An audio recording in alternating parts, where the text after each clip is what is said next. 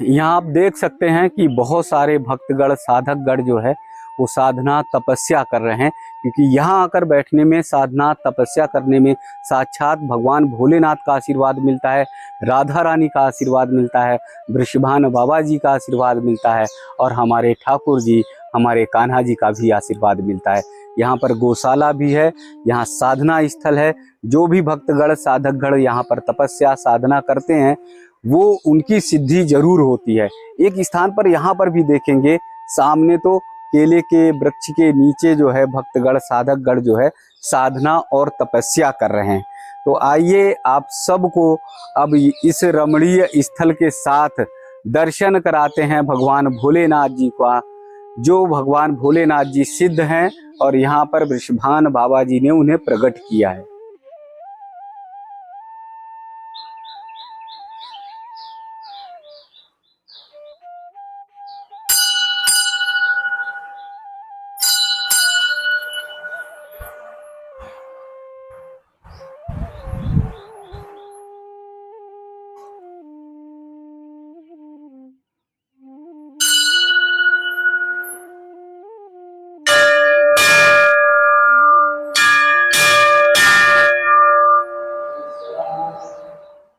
ओम नमः शिवाय, ओम नमः शिवाय, हरि हरि बोले नमः शिवाय, नमः शिवाय, ओम नमः शिवाय, हरि हरि बोले नमः शिवाय, हरि ओम। आप सब साक्षात दर्शन कीजिए, यही वो शिवलिंग है जिसे वृषभान बाबा जी ने प्रकट किया था, यानी राधा रानी जी के पिताजी ने। तो जब भी आप बरसाना आइए तो आप सब दर्शन कर सकते हैं ऐसे अलौकिक स्थान पर, जो घने वन से चारों तरफ से ढका हुआ है। बड़े बड़े वृक्ष चारों तरफ आपको दिखाई देंगे, एकदम ऐसा वातावरण दिखाई देगा कि जैसे लगता है कि वही हमारा पौराणिक, वही हमारा प्राचीन भव्य और दिव्य दर्शन है, जो पहले के समय में, यानी प्राचीन समय में हमारे संतगण ऋषिगण जहाँ वनों में रहकर साधना और तपस्या करते थे। तो आइए पूज्य संत महाराज जी का आप सबको दर्शन और आशीर्वाद दिलवाते हैं।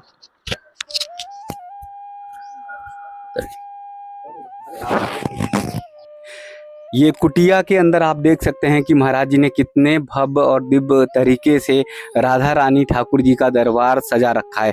बहुत ही सुंदर, बहुत ही रमणीय स्थल है, स्थान है। दीपक लगातार चलता है। माँ काली जी का भी यहाँ पर स्वरूप है। भगवान भोलेनाथ जी भी विराजमान हैं, हमारे कान्हा भी विराजमान है, राधा रानी युगल सरकार भी हमारे विराजमान है।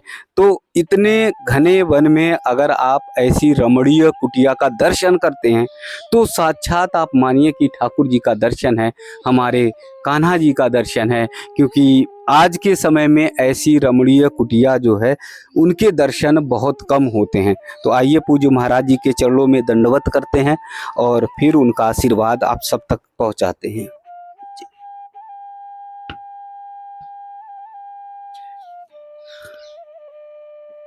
महाराज जी, इस स्थान के बारे में, स्थल के बारे में बताइए। ये कौन सा स्थान है और यहाँ की क्या सिद्धि है, मान्यता क्या है? ये भैया जी, वैसे तो ठाकुर जी का ये गौलोक गौ धाम है जी। गौलोक धाम में जो है का है हमारा ब्रजेश राधा रानी बरसाना धाम पहले से ही है जी। इसमें ब्रजवान बाबा जो रहते जी। बरसाना धाम में ही रावल वन, रावड़ी, ये ब्रजेश्वर महादेव है जी। तो यहाँ ब्रजवान बाबा ने तप किया था जी। तो तप में जाप में हमारे यहाँ पर ब्रजवान बाबा को स्वयं भोलेनाथ ने अपना पूरे स्वरूप से, विराट स्वरूप से यहाँ वरदान दिया है जी। ब्रजवान बाबा को। अच्छा। तो तब ब्रजवान बाबा को वरदान दिया तो राहुल गांव का, वृंदावन के पास में राहुल गांव का पता दिया है जी। तो तब, और इधर में हमारी कीर्ति माई जी। खेलन वन में तप करती थी जी। तो वहाँ ये भोलेनाथ ने वहाँ कीर्ति माई को वरदान दिया, यहाँ पे ब्रजवान बाबा को दिया। जी।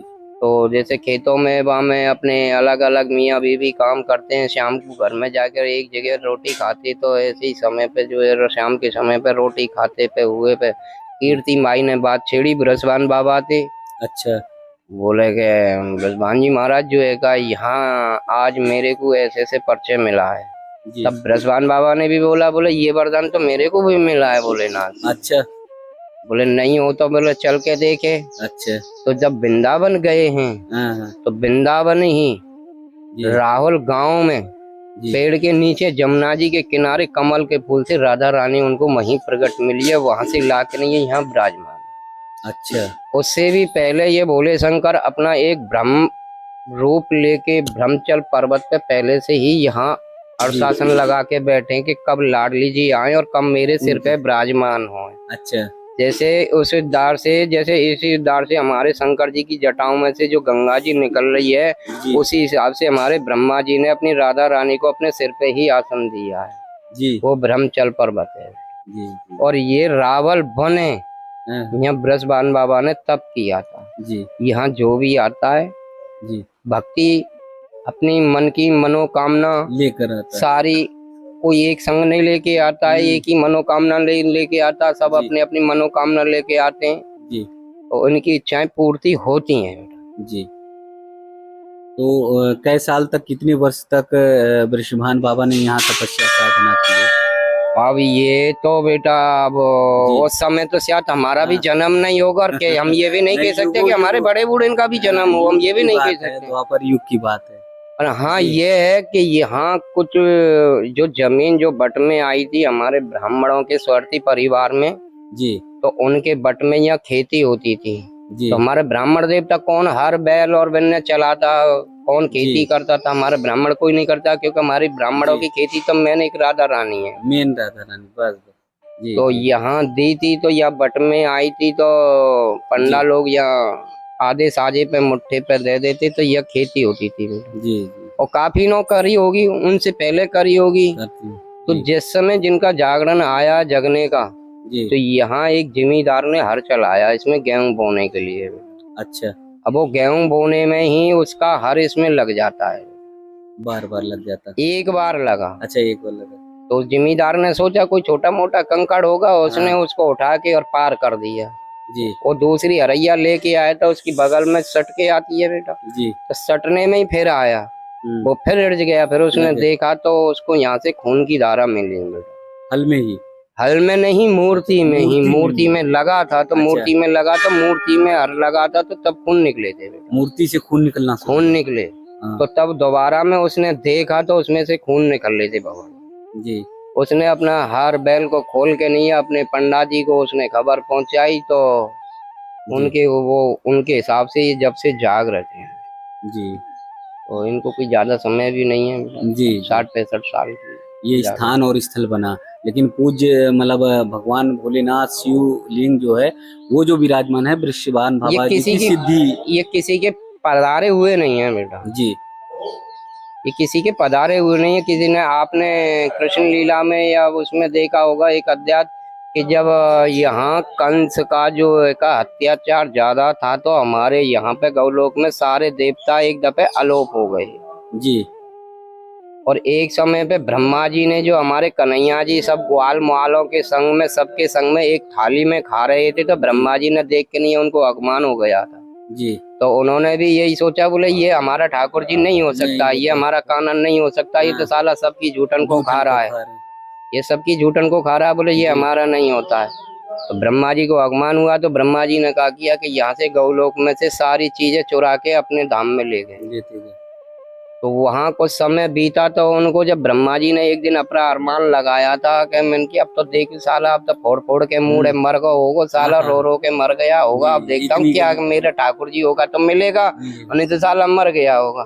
तो ब्रह्मा जी अपने लोक से उतर के देखे तो जिनको चोर के ले गए वो ही मई खा रहे हैं, वही चल रही गई है। हाँ। अच्छा। ब्रह्मा जी ने देखा, बोले ये तो मेरे खिरक में यहाँ कैसे?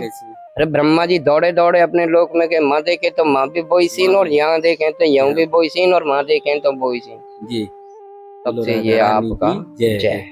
तो ब्रजवान बताइए बाबा ये की। महिमा जो महाराज जी ने, पूज्य महाराज जी ने बताई है, ये वर्णन हर जगह कथाओं में ये मिलता है। और इसलिए क्योंकि हर जगह पर ब्रज में जहाँ पर भी देखेंगे वहाँ पर जो है कन्हैया हमारे ठाकुर जी विराजमान हैं। और इसीलिए जो है ब्रज पूरी धरती से, पृथ्वी से एकदम अलौकिक और अनोखा है। आप सबको दिखाएंगे।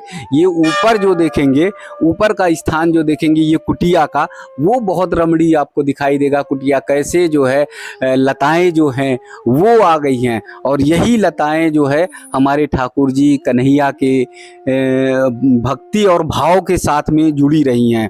इन सब लता पता में सब जगहों पर अगर अनुभूति करेंगे तो हर जगह पर हमारे ठाकुर जी, हमारी राधा रानी का वास है। और इसीलिए पूज्य संत महाराज जी बहुत भाव से, बहुत भक्ति से लता पता की सेवा करते हैं। चारों तरफ अगर देखेंगे तो आपको बहुत रमणीय स्थल दिखाई देगा। आज के समय में ऐसा पवित्र, ऐसा पुण्य स्थल बहुत कम जगहों पर दिखता है जैसा यहाँ पर पूज्य महाराज जी ने बनाया हुआ है। तो आप सब भी बरसाना जब भी आइए तो यहाँ पर भगवान भोलेनाथ जी के दर्शन के साथ पूज्य संतों के भी दर्शन आप सब कर सकते हैं। यहाँ आप देख सकते हैं कि पूज्य संत महाराज जी यहाँ भी साधना तपस्या कर रहे हैं। और यहाँ धुनी साक्षात रमी हुई है, लगातार धुनी चलती रहती है। और पूज्य महाराज जी यहाँ साधना तपस्या में लीन रहते हैं। तो ये कुटिया जो बनी हुई है, जो ये स्थान जो बना हुआ है, वो वास्तव में बहुत रमणीय स्थल पे है। बहुत सुंदर स्थान है जहाँ आकर आप जो है बहुत अच्छे से जब आप दर्शन करेंगे तो आप खुद जो है साधना में, भक्ति में, भाव में लीन हो जाएंगे। पूज्य विष्णुगिरी महाराज जी हैं जो विराजमान हैं, जिनका आप सब दर्शन कर पा रहे हैं। पूरी जो कुटिया है, पूरा जो स्थान है, उन सब की देख रेख जो है, उनका पूरा भाव जो है वो यहीं पर है। और यही महाराज जी के शयन का, यही तपस्या साधना का की स्थली है।